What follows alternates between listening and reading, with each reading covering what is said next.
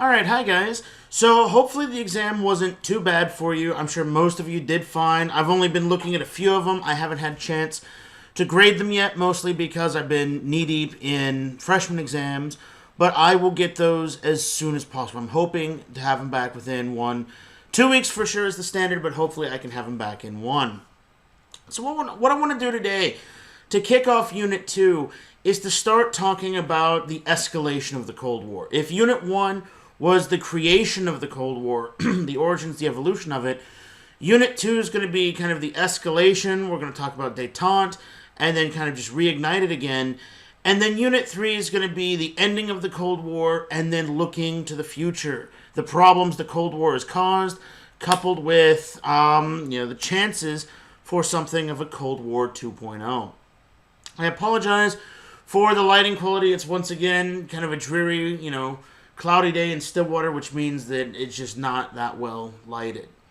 So what we're going to do today, we're going to talk about the Cuban Missile and the Berlin Crises, the two events that could have spiraled out into nuclear war into 1961 and 1962. And I want to place those also in context of the Sino-Soviet split.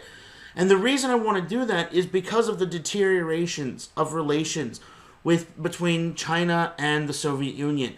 The two arguably leading communist powers. What that's going to do is have the effect of making the Soviet Union react more heavy-handed than it might otherwise have been, because the Soviets have to try to assert their dominance. We're also going to see that the Cuban Missile Crisis is one of the events that we're going to see that actually the United States had been contributing to years before, but nobody had ever thought what will happen in the future. And in this case, let's go all the way back to the Spanish-American War in 1898, when the United States, becomes a world power, fighting Spain to try to help the Cuban insurrectos that had been, fighting the Spanish since 1895. Okay, and it's this war that will give us the Philippines, put us on the world stage. But why it's important in this context is the United States had said, look, we don't want Cuba, we're not going to annex Cuba. But then in the Platt Amendment in the early 1900s, we get administrative rights to Cuba. We more or less say that Cuba is going to be a protectorate. It will technically be independent, but it will have to run everything by the United States.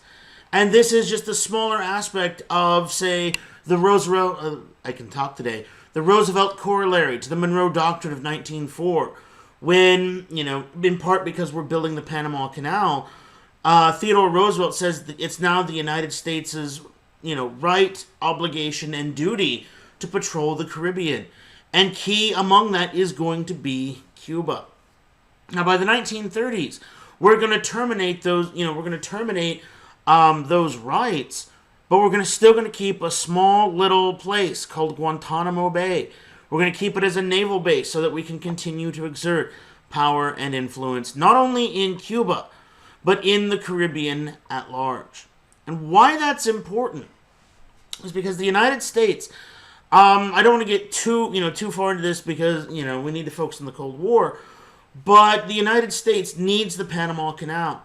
That's what allows us to, circumvent the need for a two-ocean navy. And so we have to ensure that we always hold the canal, which means we need an effective military presence at all times in the Caribbean.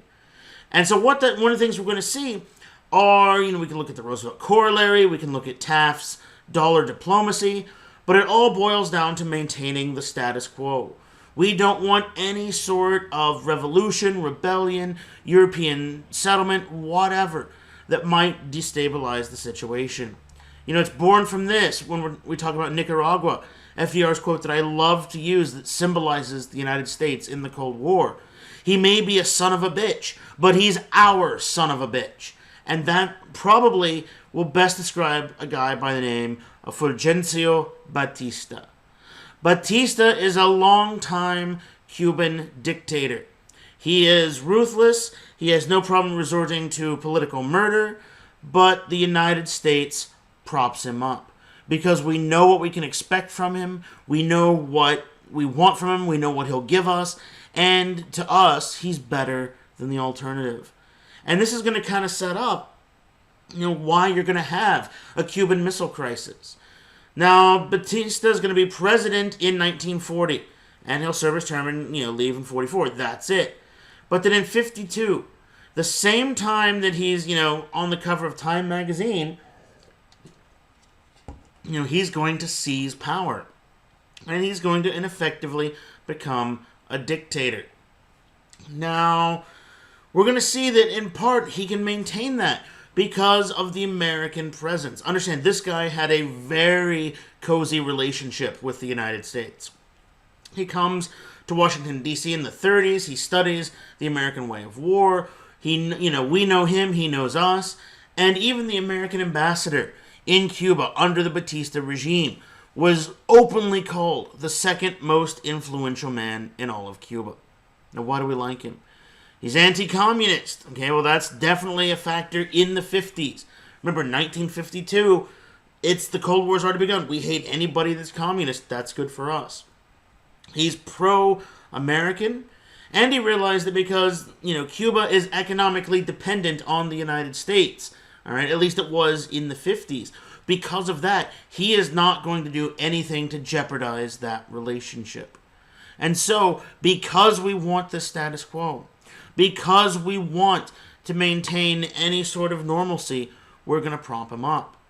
So, this woman's kid becomes one of just 20,000 political murders.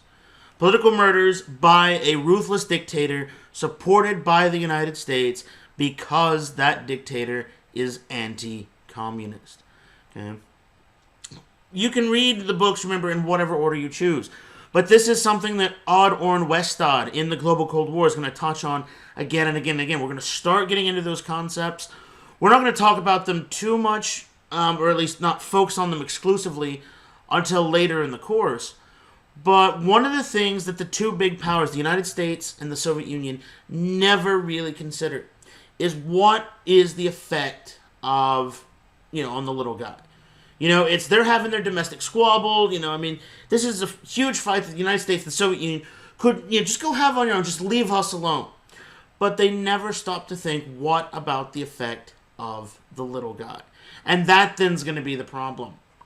The problem's going to be because, we're propping up, guys like Batista, 20,000 political murders. The Cubans are eventually going to get tired of that. There's only so much of that they can possibly take. Which is why then in the 50s, many Cubans begin to seek some sort of alternative. I wish I could make a joke, but when I'm talking about us being an ass, it's kind of hard, I'm just saying.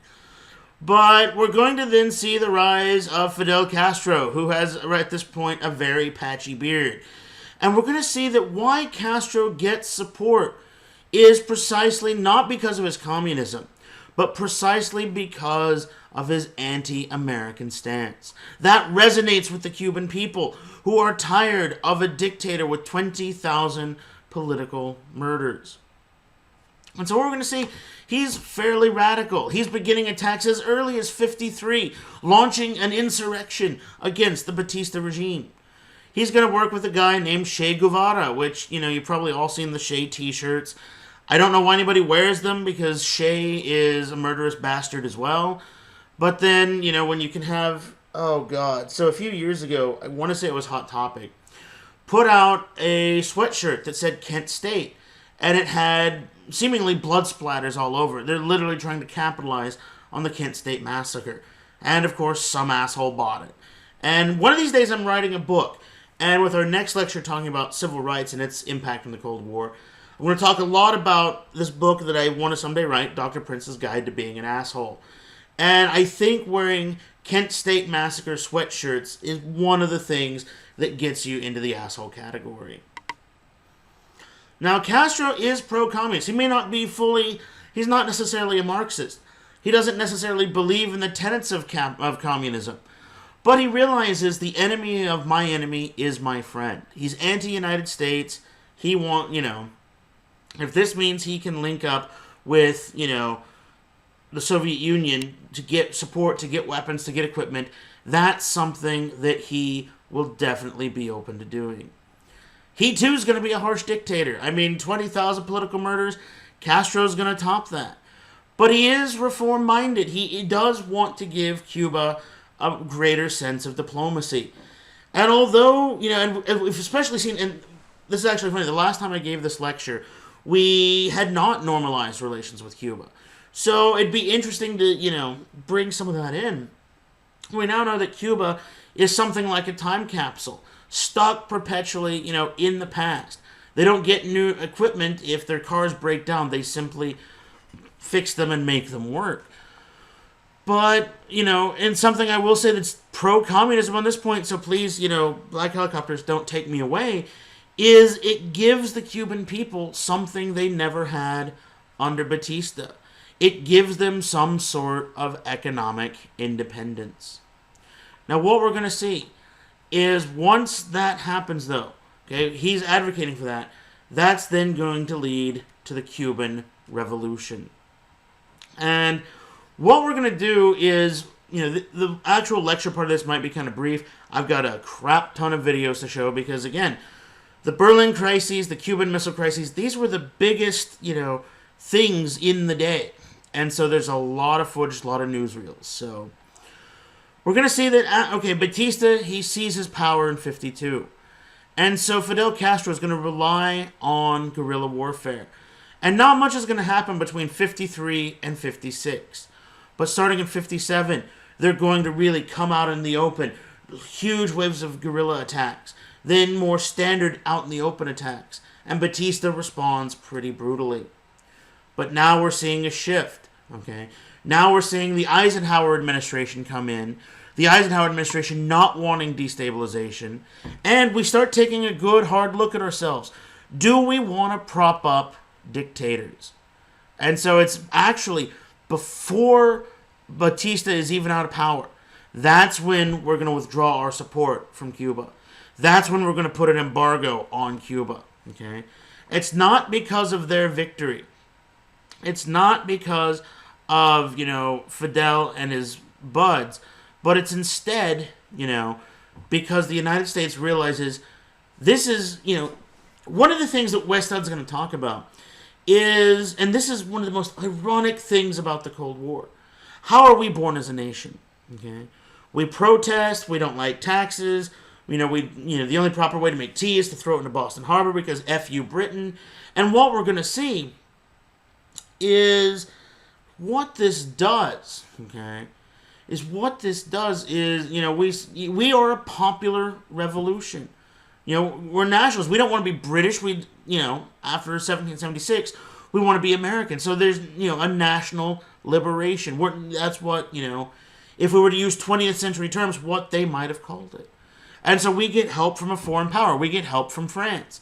Without that, I know France isn't the best, but without that, there is no United States. But now, let's look at the 1950s. Here are the Cubans. This is a popular uprising. They want to be liberated from what they see as American oppression, but now we're the ones doing the oppressors. And so here, while we're going to withdraw, one thing that's going to be a tenet throughout the Cold War, we do not like revolutionaries. We don't like anything changing the status quo. Because with nuclear weapons, okay, we're always afraid that a massive change is going to break out and lead to war. In any case, on the 1st of January 1959, Batista is forced out of power. He will abdicate and flee the country. And Castro and his buds, who if you look at this equipment, okay, what you're going to notice is it's kind of a mix mash, but mostly they're hunting rifles. This is not a well-funded, trained army. This is not hardcore backed with Soviet weapons. They're legit using sporterized hunting rifles and managed to topple the Cuban military. And Time magazine, celebrating, the 26 de Julio, movement, Trump becomes a worldwide figure. I just said Trump. Where the hell did Trump come from? I don't know. I know what happened. I'm looking at, on this magazine on the right. Crash diets are no good. And I'm thinking that the 1959 is not that dissimilar from now. I'm also looking at Castro, and he looks like he is, singing. He's kind of crazy. So what then does this mean for the United States? What then does this mean for the future? A revolution might not necessarily be so bad. We actually recognized, okay, in 1959, the Castro government. We tried to easily switch sides and say, oh, no, this might be good. This is kind of awesome. But then, Castro will nationalize American interests in Cuba. Okay, the United States, because we had such a controlling interest in Cuba, we own a fair amount of the country. And so we see that Cuba says, no. That money should not be going to the United States. That needs to come to the government of Cuba.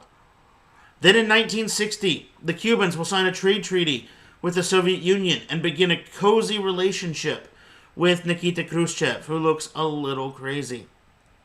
And then we see that in 1961, because of that, as world tensions around the world escalate, we're going to see that the United States will suspend relations and begin a full embargo of Cuba. That's it. No. We've got, we cannot risk, what is it? There's a quote from the movie 13 Days, which is the best movie on the Cuban Missile Crisis, but oh my god, that accent and the fact that they all say Cuba, I'm Cuba. Sorry, I'm trying to do my Mayor Quimby voice, but I can't think of anything to say other than that, as John F. Kennedy, I have a date with Cuba and Marilyn Monroe. We're going to see that the United States, almost immediately, as soon as this embargo happens, we begin anti-communist hearings. We begin plots to overthrow Castro. Because if there's a communist power right off the coast of Florida, okay, what could that mean in the sense of a Cold War? What could that mean, especially with a Soviet Union desires to spread its influence and now having a greater reason to spread that influence? One of the ideas from the last lecture, or the last unit, that we wound up not getting to is actually fairly relevant here, the Sino-Soviet split. China and Russia had consistently, now ever since the fall of China, been vying for who's going to be the actual leader of international communism. Each wanted to try to say, no, it's going to be us. Well, we're going to see that relations beginning in 1960 are going to rapidly deteriorate, and that's going to have an effect also on the Cuban Missile Crisis. We're going to see that the Soviets and the Chinese go their own separate ways. And as this happens, okay, the Soviet Union has to try to react, harsher than it would. The Soviet Union has to try to cultivate new communist allies because the two were splitting. One of the best examples I can give, and I swear this is relevant, especially with what's coming down the pipe next, is the issue with, China and Albania. Okay, the Soviet Union had been giving China weapons, aid, and equipment, okay, since, the 1940s. And after the Chinese Revolution, what they're going to do is actually give them tools to build their own weapons. Things like this, kind of hard to see, I know, but this is a Chinese Type 53 carbine. Still has its old rack number 65. This would have been made in December 1953. So, Stalin's dead, but the Soviet Union is still backing Communist China. This is an exact copy of a Model 1944 Soviet Mosin Nagant. The Chinese are going to be equipped with Soviet-made weapons, trained with Soviet-made weapons, and the whole idea is the two can work together. And we can see that in the coming years when in 1956 the Chinese get access to something a little bit better. The Type 56 SKS, semi-automatic carbine. This is the predecessor to the AK-47. Now what's going to happen is as the two sides drift apart, what we're going to see is both sides begin competing for those unaligned nations. And again, when I say both sides, I don't mean the United States and America. I mean the United States, or the Soviet Union. Did I just say the United States and America? Jeez. I swear this is water, not vodka. The Soviet Union and China are the ones competing, not the Soviet Union and America. And we're going to see, like in the case of this Chinese SKS, which, again, this would have been made, I believe the serial number says something about 1958. This would have been given to Albania, okay? And that's actually why this is honestly beat to hell, and I got it for a stupid good price. But it came out of a cache of Chinese weapons given as aid in the late 60s to Albania. Albania and China are not close, not at all. But the idea is simple, okay? If you give weapons, if you give military advisors, if you give aid, then they're going to be in your sphere of influence. And again, it got so bad between China and the Soviet Union that literally the Chinese said, no. The Soviets, you guys are idealist traitors because you're following Lenin, not Marx. And the two are in open feud. So if you have China pumping stuff into, say, Albania, courting influence, well, at that same time, you have you have Cuba, who also needs weapons, equipment, aid. And here is Nikita Khrushchev's chance. Pump everything into Cuba, even up to the point of nuclear missiles. This is how the Cuban Missile Crisis is going to get started. Because not only do the Cubans need stuff for their view to protect their country, especially if the United States is beginning plots to overthrow, but in now this mad scramble to kind of, pull these communist states into an orbit of either the Soviet Union or China, okay, well, China's going to give, semi-automatic rifles. We're going to give nuclear missiles. We're going to give tanks. We will do one better. And so this just becomes an arms grab as both sides begin to just, gobble up the third world territory. Now, as things are beginning to escalate, what about our old flashpoint of Berlin? Okay, welcome to Checkpoint Charlie. This is a screen cap from 1958, where at any time, okay, there would be an American tank platoon or more, backed by infantry and armored personnel carriers, just staring off against a like number of Soviets, and at any time war could break out. And we're going to see that there's always this fear. And especially as world tensions begin to rise, the Soviets do something that will both escalate but also de-escalate. This is the British section in Berlin. This is the early formation of the Berlin Wall. Okay, and there it is in the background. And we're going to see that what the Soviets are going to do is say, maybe we should actually do something. Maybe we should change this. The fact is, East Berlin is not economically self-sufficient. It cannot compete with West Berlin. And this is something that goes all the way back to the introduction of the new mark, the new German mark, in 1948. Its workers keep fleeing to the West. I mean, it would literally be a case of you're a Soviet factory owner and you're not sure. Okay, you had 50 workers on Tuesday night. You're not sure if Wednesday morning 50 workers are going to show up. A third of them might just run off to the West. And so this, whereas the space race is also, a tangible reminder of the competition East versus West, communism v. capitalist. Well, that's one the communists, and at this point, are winning. But Berlin is a physical, right there, in-your-face reminder, and the United States is winning. So November 58, Khrushchev demands reunification. Berlin must be one city. We get then the 1959 Geneva Summit, where the United States will commit to defending this city. And what we're going to say is we will defend this city up to the full force of everything. This, West Berlin will not be communist. And so what the Soviets do, and this at the time, is it's almost like, getting, I'm going to think like getting a shot or a vaccine. It hurts like hell at first, but then you're going to be better for it until you catch the flu like I do, because that's how I roll. And what we're going to see is in 1961, in late 61, they build the Berlin Wall. And they do this because if you're worried about your workers going to the West, put up a giant wall with guard towers. Shoot them if they go. And you don't have to worry about workers going to the West. Wall off West Berlin, and East Berlin no longer has to compete with it. And, I mean, it's kind of harsh and brutal, especially for those that live there. But this is, August 20th, 1961 is going to be, well, like this says, a day that shook the world.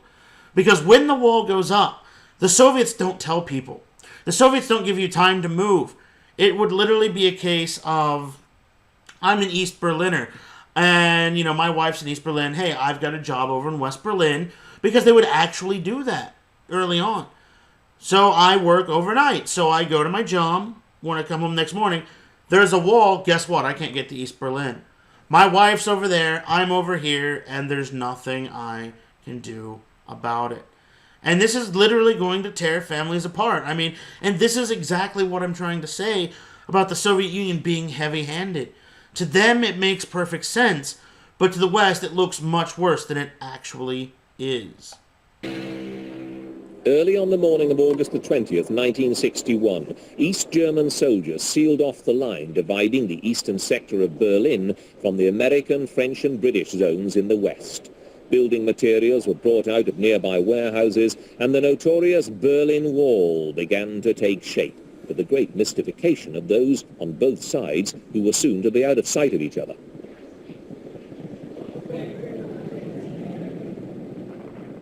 The Western powers immediately expressed outrage at this swift and brutal action. The American Secretary of State, Dean Rusk, described the wall as a flagrant violation of the right of free circulation throughout the city, in direct contravention of the four-power agreement reached in Paris in 1949. But it became increasingly obvious there was nothing they could do. As relative was cut off from relative, friend from friend, the pain of it all was quick to spread.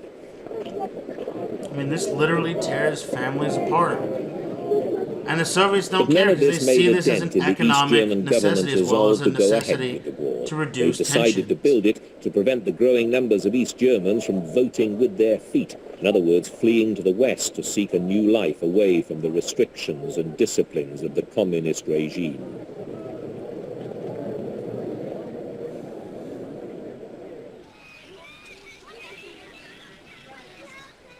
The wall became a focal point for all that was worst about the Cold War. It became a symbol of a divided world. As a generation grew up behind it, over the years, hundreds tried to escape. Through the defenses, over them, under them. The mayor of West Berlin, Willy Brandt, called on the East Berliners to be patient. You cannot be held slaves forever, he told them. But they had to wait for more than a generation for that prophecy to come true. That looks awesome. Die Lage in diesem Abschnitt an der Sektorgrenze ist unverändert. This then is the Berlin Wall. And we're going to see, let's see. You know, as this is built, okay, East Berliners try to just, just rush out, get out of here as soon as they can. Because, I mean, you do not want to be trapped in East Berlin. As the communist barrier between East and West Berlin grows higher and stronger, the more determined grows the will of those in the East to escape. Along the border, East Berliners are forced to evacuate their homes as the communist police move to prevent their escape.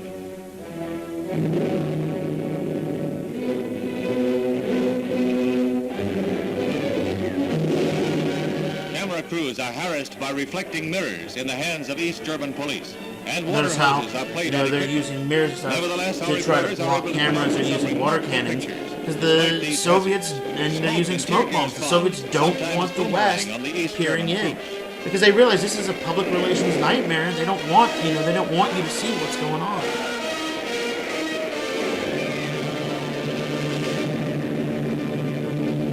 It's like a deadly game of badminton.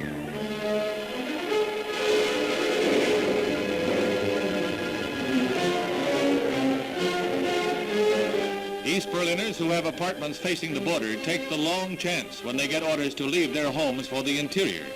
While an East German guard people trying to jump out of their homes, that might be close, while others are like trying to grab them and not let them flee.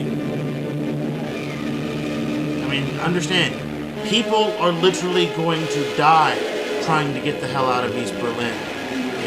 Legit, people are going to be shot or killed or drowned or fall to their deaths trying to get out of East Berlin. They flee. This woman drops into a net held by alerted firemen. And then, as a tense crowd watches, she is followed by her husband. But first, he throws out a few prized possessions.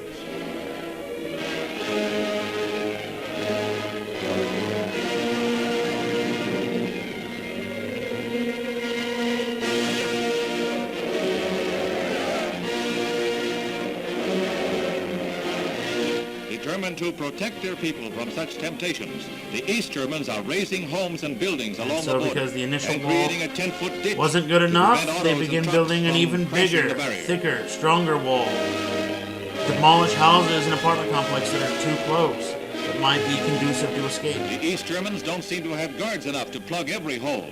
When a soldier's attention is diverted by others, a hole is cut in the barbed wire and Khrushchev's face is slapped again.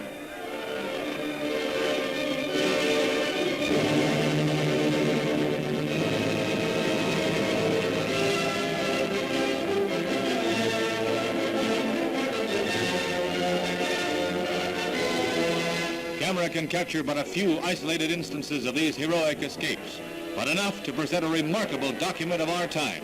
Remember, these people are risking their very lives to taste something we too often take for granted: liberty.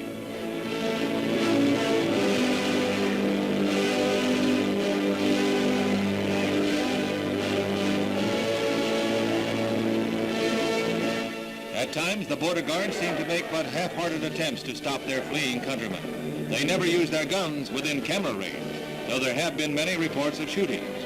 Maybe someday they too hope to sample the sweet taste of freedom. Again, this is going to be, this is a rough thing. And so why is it called the Berlin Crisis? I mean, beyond that, is once this happens, understand this could very easily lead to war. Okay, you have, pardon me, you have an American army and a Soviet army just facing off at each other. People are trying to escape back and forth. East German guards are sometimes shooting people that leave. I mean, this could easily spiral out of None control. more so than a showdown at Checkpoint Charlie between Soviet and American tanks that began on October 25th, 1961. And so, like, just this 2 months showdown after here the is wall only was a couple of installed. months later. Under the World War II Four Powers Agreement, the U.S. had absolute right of movement into East Berlin. But suddenly, East Berlin began to contest that right and would not let American jeeps pass without showing papers. In the jittery context of the Cold War, it was just the kind of incident that could spin out of control, especially with 30 U.S. and American 32 tanks Soviet tanks looking facing each maybe other. 200 yards over to Engines Soviet running, tanks, just cannons waiting loaded. for something to happen. The world was genuinely frightened. This was the Cuban Missile Crisis, but 40 yards apart. The worst case scenario was that somebody would lose a nerve. A soldier with a gun in a building would lose his nerve and a tank would fire, and they're firing on us, we're firing on them, and it goes all the way back.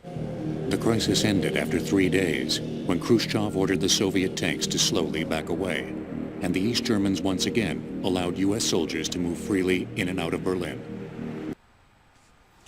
But when he orders back away, what pretty much happens is in this crisis, what we're going to see is what people, like literally what happens is, okay, you get the Berlin Wall, then, you have this kind of blowout about a month later, and as the tanks are there, what you see is both are ready to shoot. And then as the Soviet tanks would back up 50 feet, the American tanks would back up 50 feet. Then as they back up, they'd back, and just on and on and on and on. But we're going to see that the Soviets do this out of a belief that this will de-escalate tensions, but it looks much, much worse to our side of, from our side of the wall. Again, when you go all the way back to 1947, with Churchill in his speech, an Iron Curtain is descending across Europe. Okay? Well, this is now, you have a physical Iron Curtain, you have a physical barrier separating East and West. And so what that's then going to mean is they don't want us to know what's going on their side. We're not telling them what's going on our side. And so the two nations doing their own stuff, it looks far worse to the other. So in the midst of this comes in an election year, JFK and Nixon, where Nixon had been Eisenhower's vice president, fresh from the kitchen cabinet debates. And what we're going to see is in this election, and I wish we had time to show the video, but I'll go ahead and post it separately if you want to watch it. This is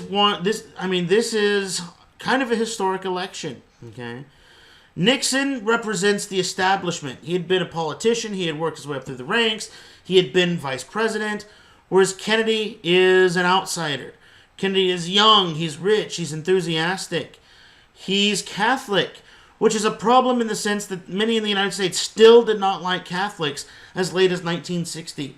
There were some instances of people saying, well, wait a minute, what if he takes his orders from the Pope in Rome and not from the American people? Nixon had built himself as being tougher on communism, that he was going to be the he is the anti-communist, not Kennedy. Whereas Kennedy's more politically active. He selects Lyndon Johnson as his running mate, a senator from Texas. This way he can appeal both to the moneyed North as well as the Democratic South. In addition, and beyond who won, this is also the first election where you see televised debates. And it represents a shift in technology, because by now most people have a television set in their home. And what that will mean is that's a great way to disseminate information, because there's no reality shows yet. But also, it shows the difference in listening and in hearing. In the debates, Nixon, who's this gruff guy because Brannigan, aroo! He believes that makeup's too feminine, and so he refuses to wear it. You gotta wear makeup on TV. Not to mention, Nixon had a stupid, crazy sweating problem. They have these huge floodlights so you get great light quality. And so literally Nixon is just pouring sweat everywhere. Whereas JFK, who apparently is effeminate enough to wear makeup, has no problem, wearing it. He doesn't have a sweating problem. He's good. He's animated. He looks great on the TV, And so people who watch this saw Nixon as just being kind of old and sweaty and scary and kind of a reject from an Old Spice commercial, whereas they see JFK as young, calm, enthusiastic. And so people who watched the debate said that JFK won. But the people who listened on radio, the more classical way to listen to a presidential debate, said no. Nixon won. His answers were more full of substance. They're more clear, concrete. He knows what he's doing. Again, you have two senses that are, well, I guess this, not this. Two senses that give very different results. But also, as it comes down to these two men, it means that whoever wins the presidency, the election of 1960 will mark the first time that an American president was born in the 20th century.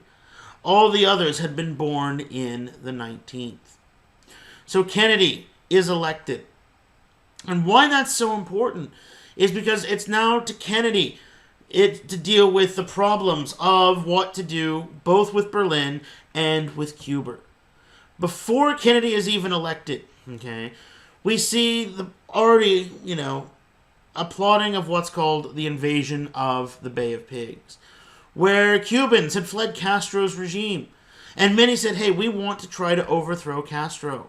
And so the CIA has already begun this plot, a plot that Castro himself was aware of in October 1960, before the election. In February 1961, Kennedy will authorize it. And this plot, but this is one of the dumbest things we've ever done. We don't provide air support. In fact, the closest air support we do is we take American B-26 bombers, hastily paint Cuban markings over them, and say, here, Cubans, here's your air support. They miss their targets. By this time, by 61, if you look, that is a Soviet anti-aircraft gun being manned by, Castro's forces. Castro is well supplied by the Soviets. We're barely giving anything to the Cuban insurrectos. They miss their targets. Kennedy says, no, we're not going to actually authorize airstrikes. We don't want to be seen as, beating the hell out of a little country. And so, without air support, on April 17, 1961, the Cuban Exile Invasion Force landed, and 2 days later, it was completely destroyed. Why is this a problem? The United States has failed in its removal of a communist power very, offshore Florida. But for the Cubans, it doesn't matter that the United States was not blatantly, I'm not going to say overtly directly, but blatantly supporting this. They knew who built that B-26. They knew from what airfield that B-26 came from. And so what they do is they say, okay, we need protection. And how do you ensure that your country will never be invaded? Well, let's look to the big powers. What is the whole point beyond mutually assured destruction? Or as Kennedy will call it, massive retaliation. If you attack me, I fire my nukes. So you're never going to attack me. Well, for that to work, I have to have nukes. And so this will then play in to this deadlock between Khrushchev and Kennedy, both with hydrogen bombs. And this, Castro says, hey, we want nuclear weapons. We, put nuclear weapons in Cuba. They're like a ballistic missile submarine always offshore. They'll protect us, and it gives you the ability for a first strike. We don't know they're doing it. Then in 1962, we begin overflights of Cuba just as part of our routine surveillance. And we find a couple of things that are interesting. Before we even find this stuff, and this is going to be from a later surveillance photo showing, the fact we can see the equipment for establishing missile silos. Okay, I mean, blatantly out in the open. Before that, though, in our overflights, we see something rather interesting. We see cleared plots of land throughout Cuba. We're like, well, what the hell is that? We do more surveillance flights, and we find soccer fields. Well, that's stupid. And then that tips us off that there's something on. Why would you have soccer fields in Cuba? For those of you that are not sports inclined, baseball is the sport of Cuba. Cubans do not play soccer, but Russians do. The Soviets, when they began sending in their heavy equipment, sending in the technicians for missiles, cleared out soccer fields for their troops to have something to do. And so it's on seeing these soccer fields, we then realize that actually, hey, there's mass Soviet forces being put into Cuba. And so further overflights, and oh, holy beep, there's a beep ton of missiles in Cuba. And this is going to scare the beep out. I love my self-censoring thing. This is going to scare the holy... shouldn't use that word. People are going to be scared in the United States. Because putting missiles so close to the United States, in effect, makes them, from our perspective, a first strike weapon. Okay? To put it in perspective, okay, if here's a map, it is literally from Cuba, about 234 miles to Miami, okay, 1,300 miles to Chicago, 1,200 to Washington, and, 2,300 to Los Angeles. And if you have enough nukes, apparently just go ahead and drop one on Mexico City, because nobody's going to miss it. I love how we want to nuke Mexico, but not Canada. This should be equal opportunity, damn it. So what we're going to see is Castro looks to Khrushchev. We need help. I need propping up. And so the Soviets begin arms buildup. They begin putting in, weapons, tanks, troops, and nukes. And in the 1962 midterm elections, the question for the United States is how firm will that response be? And JFK says, no, you're not going to do this. But then the Soviets install 24 medium range and 18 intermediate range missiles in Cuba. Okay, so what is that? I'm going to do math and it's going to suck, but 42 missiles. That might not seem like a lot, but 42 cities, that's tens of millions of people dead. Okay? Or if that's a first strike, that clobbers our retaliatory capabilities, so then Soviet missiles from the mainland or from submarines come in and finish the job. This then begins the Cuban Missile Crisis. So what we see is, okay, in response to that, okay, we see that, JFK will stop flights over Cuba after, the U-2 incident. Remember when Francis Gary Powers had been shot down. But then he begins resuming them, and that's when we find proof of the missiles. So there are war hawks in the United States that want a full-scale invasion.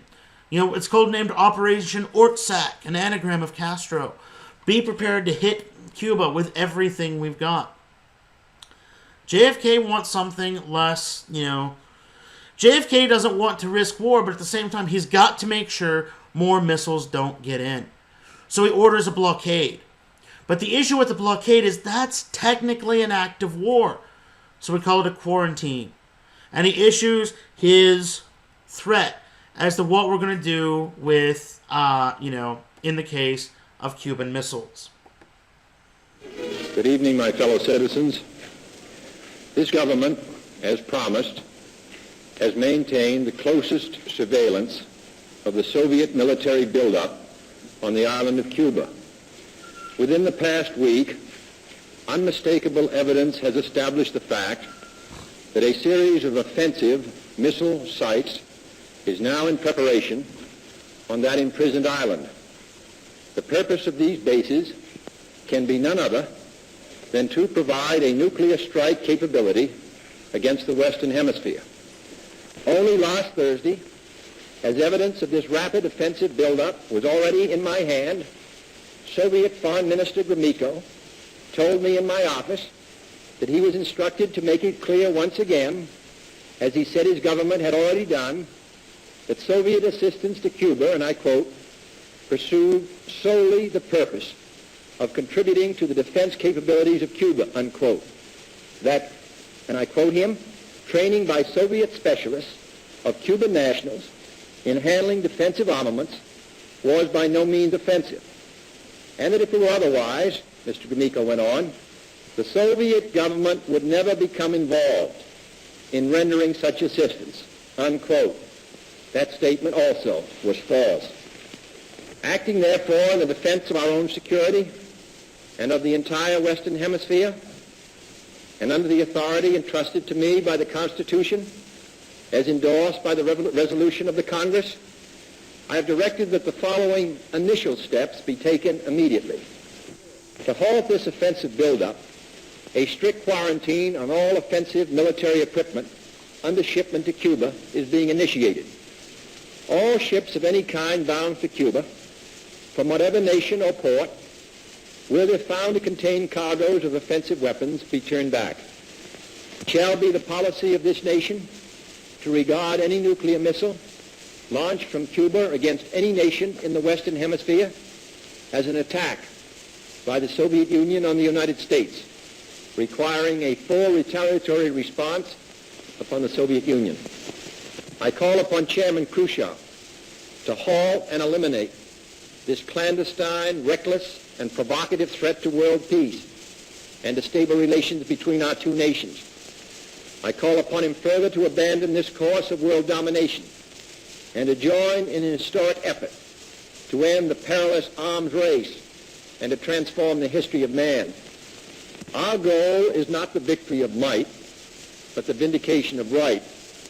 Not peace at the expense of freedom, but both peace and freedom here in this hemisphere, and we hope around the world. God willing, that goal will be achieved.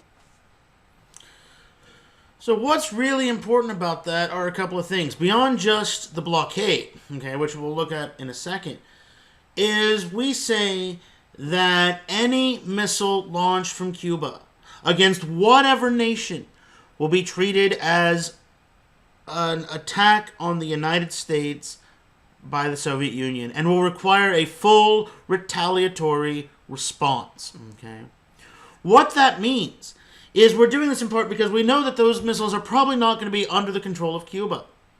But we want to let the Soviets know that if, say, there's a Cuban rebellion and the Cubans take them and decide to drop one on Mexico City, we are going to obliterate the Soviet Union because we're going to say it's your fault.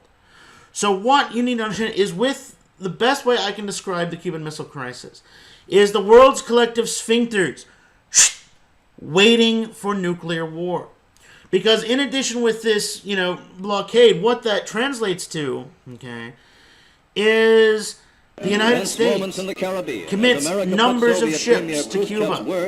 Planes, submarines, we begin investigating ships. The Soviets are also escorting some of these ships, sending submarines. We're all in close proximity. This could lead to war. The missiles installed in Cuba. Their outlines can be seen under the tarpaulins on deck. By the way, those are nuclear missiles. Detailed reports are typed out on the evidence that the News of the Day cameraman also records through his lens. In all, 8 ships carrying 42 missiles are tallied. These check with the number counted by United States reconnaissance planes when the feverish building of missile sites was first confirmed and brought to a halt by President Kennedy. The possibility of concealed missiles still in Cuba requires on-the-spot observers. And on this touchy point, another major crisis may develop if Castro retains his fanatical obstinacy. So what does all this mean? Okay. How close to war are we actually getting? Well, the fact is that, if we look at this, okay, blockades are technically an act of war. American and Soviet ships are in close proximity. The Secretary of State, Robert Kennedy, hints that nuclear war could be a possibility, that we might engage in a first strike on Cuba if that would mean removing the missiles. Again, John Kennedy says that if the Cubans launch a missile, we're going to obliterate the Soviet Union. We're worried, well, what if we invade Cuba? And literally the playbook that they said is, here's 7 steps to Armageddon. We invade Cuba. The Soviets retaliate by invading Berlin. So now we retaliate with tactical nukes in Berlin. They retaliate with strategic. We fire our strategic. And because we want to remove missiles in Cuba, we're now in a nuclear war over Germany. In addition to those 42 missiles, the Soviet military commander in Cuba has 100 tactical nuclear weapons because his orders were to not let those missiles fall to the United States. So again, we can change that a bit. We invade Cuba. He detonates his tactical nukes. We fire our tactical nukes. Then it again escalates to strategic. And then there's always the question, what if the Soviets and Cubans are about to lose their missiles? Do they fire them rather than lose them? So we're getting 90,000 American troops preparing for an invasion that could be the world's doomsday scenario. All across the United States, people begin protesting. Blockade Cuban arms, but President Kennedy, be careful. Let the UN handle the crisis. In the American embassy in Britain, protests are going to be commonplace. As expected, the American embassy in London was the target of 2 factions. The pro-Russians, who are always good for a knock at the Americans, and the ban-the-bomb people. Petitions were delivered protesting against the president's blockade of the approaches to Cuba. The CND members were declaring that nothing short of abolishing nuclear arms could prevent another world war. When they sat down to reinforce the argument, they were removed. Busy time for the police.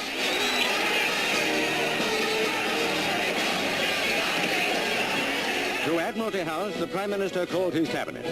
Britain was not consulted. The whole world is watching. The whole world is waiting. But the United States, and this is probably one of the more funny clips, we have to build consensus for this blockade. We have to build the appropriateness. So we go to the Organization of American States and the United Nations. And we get Adlai Stevenson, who was a man who always wanted to be president. And he tries to challenge, to the world, Soviet ambassador, admit there's missiles. And so it's like, no. All right, sir. Here then is the exchange. Let me ask you one simple question.